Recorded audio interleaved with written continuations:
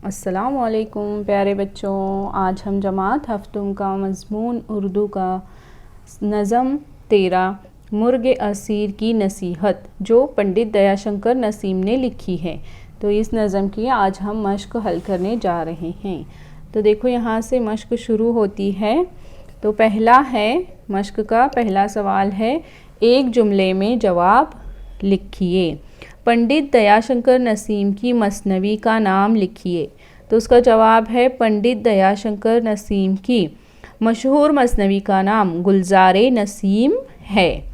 दूसरा सवाल है, पंडित दयाशंकर के उस्ताद का नाम क्या था? तो जवाब है पंडित दयाशंकर के उस्ताद का नाम ख्वाजा हैदर अली आतिश था, जो मशहूर शायर हैं। तीसरा है, गिरफ्तार होने वाला परिंदा कैसा था? तो जवाब है गिरफ्तार होने वाला परिंदा अक्लमंद था। अब इसके आगे देखेंगे हम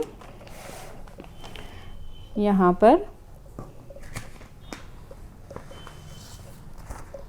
देखो, आजिज़ सवाल नंबर 4 है, आजिज़ हो जाने पर हमें क्या नहीं करना चाहिए? तो जवाब है आजिज़ हो जाने पर हमें हिम्मत नहीं हारना चाहिए।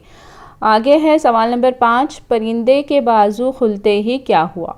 तो जवाब है परिंदे के बाजू खुलते ही उसने तड़प कर अपने पर निकाले। सवाल नंबर 6 है, किसकी गफलत ने परिंदे को छुड़ाया? तो जवाब है शिकारी की गफलत ने परिंदे को छुड़ाया। सवाल नंबर 7 है, किसी की बात पर फ़ौरन यकीन नहीं करना चाहिए।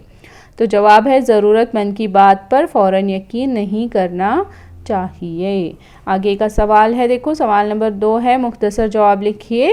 ये थोड़े बड़े जवाबात होते हैं। उसमें पहला है, परिंदे ने अपने बारे में सयाद को क्या बताया?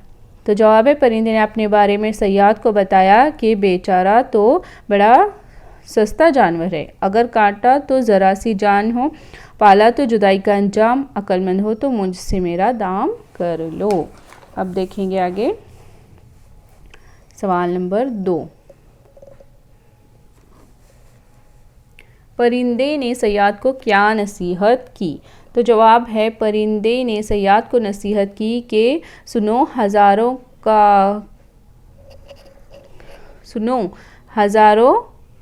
काकरों मन का काबू हो तो गफलत न कीजिए, कमज़ोर हो तो हिम्मत मत हारिए, आता हो तो हाथ से न जाने दीजिए और जाता हो तो गम ना कीजिए। देखो कितनी अच्छी नसीहत है। अब है 3, दर्ज झेल शेर का मतलब बयान कीजिए। अब शेर है, आता हूँ तो हाथ से जाने न दीजिए, जाता हूँ तो गम न कीजिए। अब इसका मतलब क्या हुआ? शायर यहाँ कहना चाहता है कि जो आ रहा है उसे खुशी से कबूल करना चाहिए। देखो, और जाता हो तो गम न करना चाहिए, दुखी न होना चाहिए।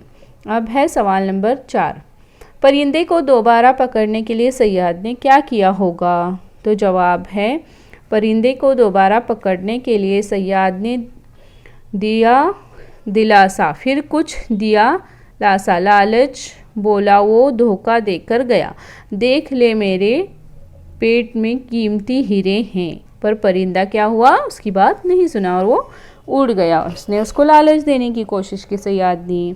अब देखो, दिए हुए जुमलों को मुनासिब मुहावरों के साथ जोड़िए। देखो यहाँ पर आएगा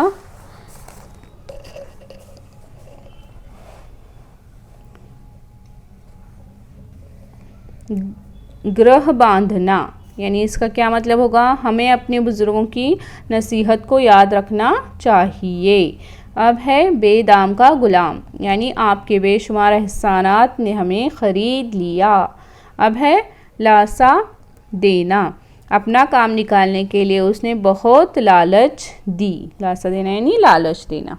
अब देखो आगे एक आखिरी सवाल है, दिए हुए लफ्ज़ों की ज़िद नज़म में तलाश कीजिए। नज़म से हमें इन लफ्ज़ों की ज़िद तलाश करनी है। नादा यानी दाना, खुशी गम, आज़ाद गुलाम, आया की ज़िद निहा, आगाज़ की ज़िद अंजाम। इस तरीके से आज हमने इस नज़म की मश्क मुकम्मिल कर ली है। वीडियो अगर आपको अच्छा लगे तो वीडियो को लाइक करें, अपने फ्रेंड्स के साथ ज़्यादा से ज़्यादा शेयर करें और चैनल को सब्सक्राइब करना बिल्कुल भी ना भूलें। अल्लाह हाफिज़।